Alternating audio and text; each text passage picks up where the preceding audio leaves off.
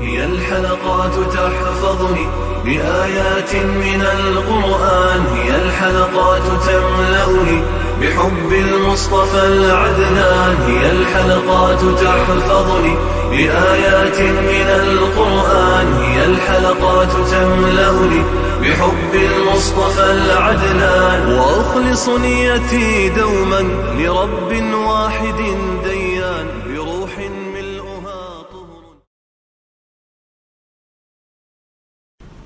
Sure Nahl tefsiri 77. ayetten başlayıp okuyumuz inşallah.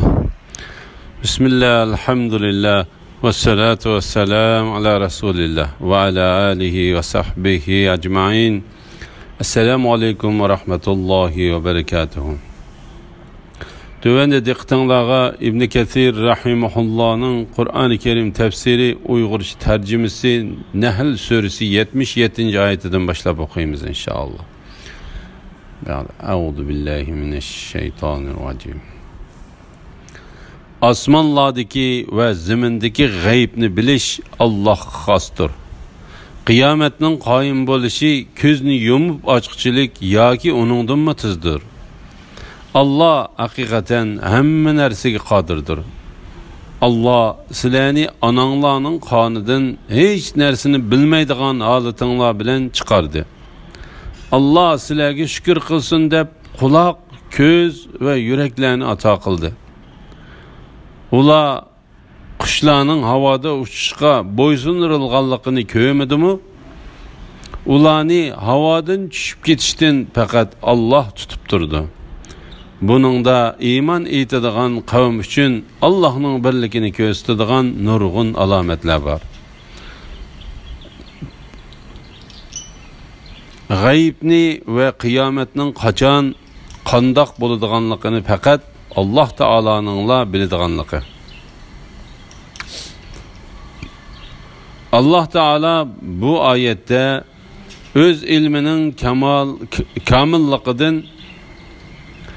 osmonlar va zimindagi g'aybni bilganligi uchun hamma narsaga qodir ekanligidan g'ayb ilmini o'zi bildirishni xohlagan kishidan boshqa hech bir kishiga bildirmay faqat o'ziga xos qilganligidan va o'zining to'liq qudrat egasi bo'lib hech qanday qarshilik va cheklamaga uchramaydiganligidan xabar berdi.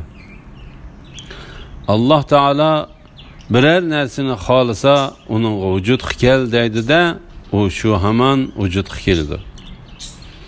Allah Teala bu ayet bu haqda mundaq deydi.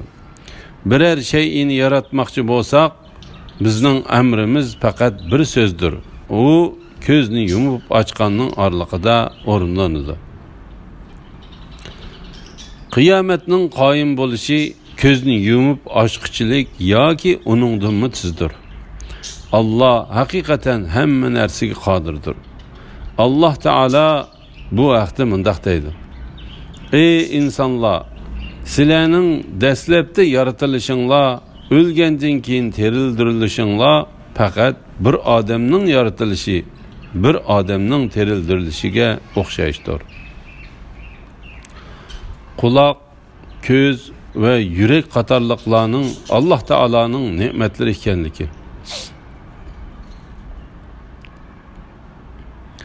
Allah Teala bu ayette bendilerini anılarının qosoqlaridan hech narsani bilmaydigan holatda chiqardiganligi, ondan ularga ovozlarni anglaydigan quloqni, narsalarni ko'radigan ko'zni va dilning markazi bo'lgan yurakni ne'mat qilib berganligidan iborat ularga qilgan yaxshiligini bayon qiladi. Yuraklarni Af'ide degan oyatning ma'nosi manga. Yuraklarni. Af'ide degan oyatning ma'nosi manga deydigan ko'z qarashim bor. İnson aql bilan narsalarning foyda ziyinini farqlantirdi. Bu bir kuchlik sezish quvvati bo'lib, insonda tadrijiy holda taraqqiy qiladi. sezgi a'zolari yoshning cho'ng'ishiga ergishib az-azdan qadamma-qadam anglash, ko'rish va aql jihati eshib qaroniga yetganda mukammallashadi. Haqiqatan Alloh taolo insonning o'z Rabbiga ibodat qila oladigan bo'lishi uchun insonda put-qo'l, kuch-quvvat va boshqa a'zolarni yaratdi. La ilaha illalloh Muhammadur Rasululloh. İmam Buxoriy Abu Hurayra radhiyallohu anhudan payg'ambar alayhissalomning mundaq deganligini rivoyat qiladi. Alloh taolo mundaq deydi: Kimiki mening do'stimga tajovuz qiladi ekan, u haqiqatan menga urush ochgan bo'ladi. Men farz qilgan amallarni qilish orqali bandamning menga yaqinlashganligidanmi ortiq yaqinlash bo'lmaydi. Bandam nafli ibodatlarni qilish orqali menga hamisha yaqinlashibla turdi. Toki men uni yaxshi ko'rib qolaman. Agar men uni yaxshi ko'rib qolsam, uning anglaydigan quliqi, ko'radigan ko'zi, tutadigan qo'li va mangadigan puti bo'lib beraman. U mendan biror narsa so'rasa, men uni cho'qim uningga beraman. Agar u menga duo qilsa, uning duosini cho'qim ijobat qilaman. Agar u menga biror narsadan sig'inib panoh tilasa, men uningga cho'qim panoh beraman. Men ölümni yaqtırmaydigan mümin bendemning jinini elishda ikkilanishdan boshqa qilmoqchi bo'lgan ishlarimning hech qaysida ikkilanib qolmayman. La ilaha illalloh. Ölüm orqali men uni yomon holatga tushirib qo'yishni yaqtirmayman. Biroq uningga ölüm cho'qim keladi. Hadisning sharhi mundaq: Şek şübhisiz ki bende taat ibadetini ihlas bilen kılsa, onun barlıq işleri galip ve büyük Allah Teala üçün boğan boludu. O Allah rızalığı üçünla anlaydı ve körüdü. Yani o Allah onunla belgilep bergen nersini anlaydı ve körüdü. Galip ve büyük Allah Teala, galip büyük Allah Teala'ga ibadet qilish uchunla qo'li bilan tutadi va puti bilan mangadi. Bu a'zolarning hammasini Alloh taolodan yordam tilagan holda ishlatadi. Shuning uchun bu hadisning sahih darajasiga yetmaydigan boshqa bir rivoyatida uning mangadigan puti bo'laman degan so'zdan keyin u mening yordamim bilan anglaydi, mening yordamim bilan ko'rdi, mening yordamim bilan tutadi va mening yordamim bilan mangadi deb bayon qilingan. Shuning uchun Alloh taolo mundaq deydi: Alloh sizlarga shukr qilsin deb quloq, ko'z va yuraklarni ato qildi. Alloh taolo bu vaqtda mundaq deydi: Ey Muhammad sallallohu alayhi vasallam, ularga aytqinki, Alloh sizlarni yaratdi. Sizlar uchun quloqni, ko'zlarni, dillarni yaratdi. Sizlar oz shukr qilsizlar. Aytqinki, Alloh sizlarni yer yuzida yaratib ko'paytdi. Hisob berish uchun Allohning dargohiga to'plansizlar.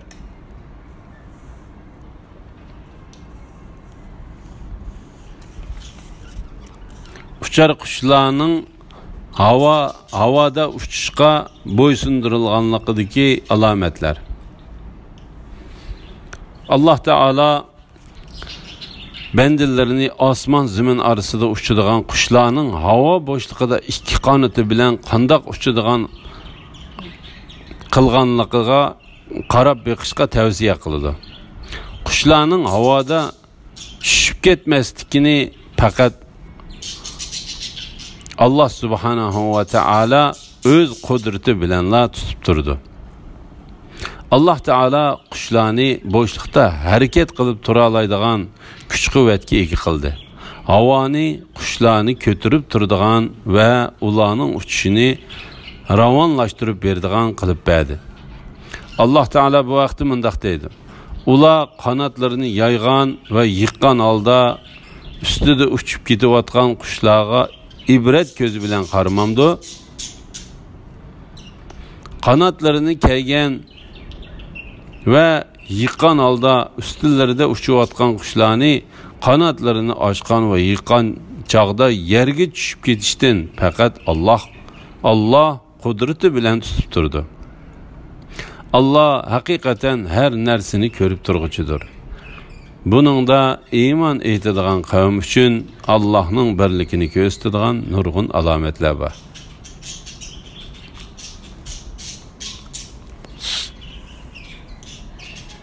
Allah sizlarga uyinglarni turalg'i joy qilib berdi. Sizlarga hayvonlarning terilaridan uylarni, chidirlarni qilib berdi. Sizlar ko'chgan kuninglardimi, turgan kuninglardimi uning yenikligini his qilasizlar. Sizlarga qo'ylarning yo'nlaridan, to'g'larning yo'nlaridan, o'chkilarning yo'nlaridan öy cihazlarını, yani sizlar kiydigan ve uyinglarni saramjonlashtiradigan hem ma'lum muddatgacha, yani o'lim kelgicha yoki ular ko'nrab tugigicha foydalanadigan narsalarni qilib berdi. Allah sizlarga o'zi yaratgan narsalar, yani daraxtlar, tog'lar va binolardan kunning haroratidan saqlanadigan soylarni qilib berdi. Tağlardan sizlarga g'or o'nkirga o'xshash turalg'i qilinadigan joylarni qilib berdi. Sizlarga issiqdan va sovuqdan saqlanadigan kiyimlarni, urushda sizlarni ziyon zahmatdan saqlaydigan temir kiyimlarni tayyor qildi. Alloh sizlarni itoat qilsin deb sizlarga ana shundoq mukammal ne'matlarni berdi. Eğer ular, yani müşrikler imandan yüz öğrese, sana hiç ziyni yok. Senin vazifen fakat roşen tebliğ kılıştır. Ular Allah'ın nimetini tanıydı. Ondan Allah'tan bölek gayrige ibadet kılış bilen o nimetlerini inkar kılıdı. Ularning tolisi kafirdir, yani kafir petiçe ölüdür. Öyle öy saremcanları ve kiyim keçeklerinin Allah Teala'nın nimetleri ekanligi. Allah Teala bu ayette bendillerine turalgı kılındıgan, panahlanadigan ve başka her türlü menfaatlerden faydalanadigan öylerini kılıp berganligini ve seferlerde kötürüp yürüşke, meyli seferge çıkkandı yoki çıkmagandı bolsun, chidir kılıp tikişke kolaylık boluş üçün çaru mallarının terilerden öylerini kılıp bergenlikinden ibaret ulağı bergen nimetlerini bayan kılıdı. Sizlerge qo'ylarning yo'nlaridan, to'g'larning yo'nlaridan, o'chkilarning yo'nlaridan öy cihazlarını, yani sizlar kiydigan ve uyinglarni saramjonlashtiradigan hem ma'lum muddatgacha, yani o'lim kelgicha yoki ular ko'nrab tugigicha foydalanadigan narsalarni qilib berdi. Yani mal dünya o'rnida saramjon qilasizlar. Bu oyatdagi uy jihozlari degan so'zdan uy besotlari ko'z tutildi degan ko'z qarashlarmi bor. Kiyim kechak ko'z tutildi deganlarmi bor. To'g'risi bu ommabop bo'lib, uy saramjonlarini, kiyim kechaklarni va boshqa tijorat qiladigan mallarni o'z ichiga oladi. İbn Abbas radıyallahu anhuma bu ayetteki öy cihazları degan so'zdan mal, öy bisatla köz tutuludu dedi. Mujahid, Ekrime, Sa'id ibn Cübeyr, Hasan, Atiye, Avfi, Ata Khurasani, Zahhak ve Qatade qatarlıqlarını İbn Abbas'a o'xshash bayan qildi. Sahile, tağlar, kiyim keçekler ve tömürlerinin mu Allah Teala'nın nimeti ekanligi.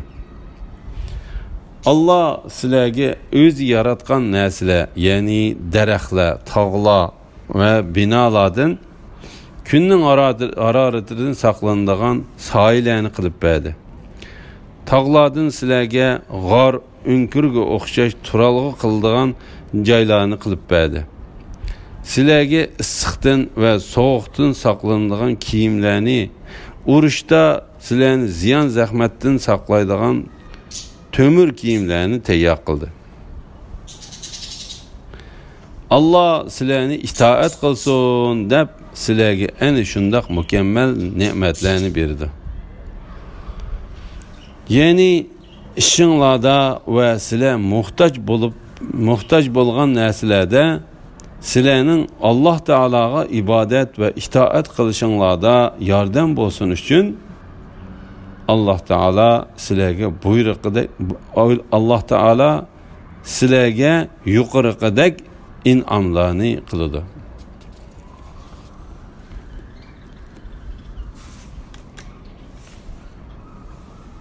Payg'ambarning vazifasining faqatli yetkazib qo'yish ekanligi.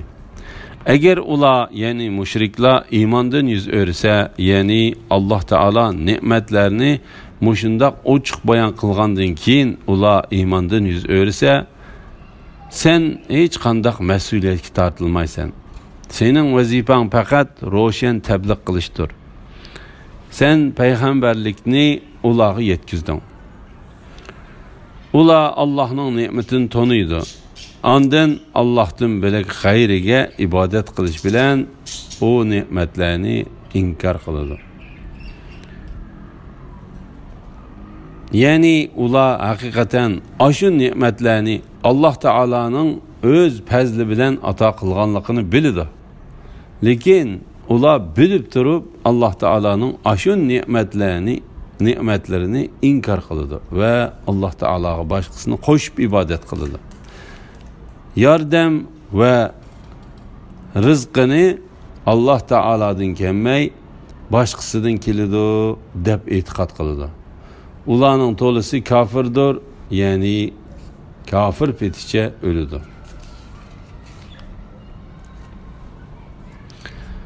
Alhamdulillah, Alloh shukr bo'lsin. Yuqorida Nahl surasi tafsiridan 83-oyatgacha angladinglar. Oxirini keyin qitimliq o'qishimiz davomlashtiramiz inshaalloh. Va sallallohu alayhi Muhammad va ala alihi va sahbihi va sallam. Assalomu alaykum va rahmatullohi va barakatuh.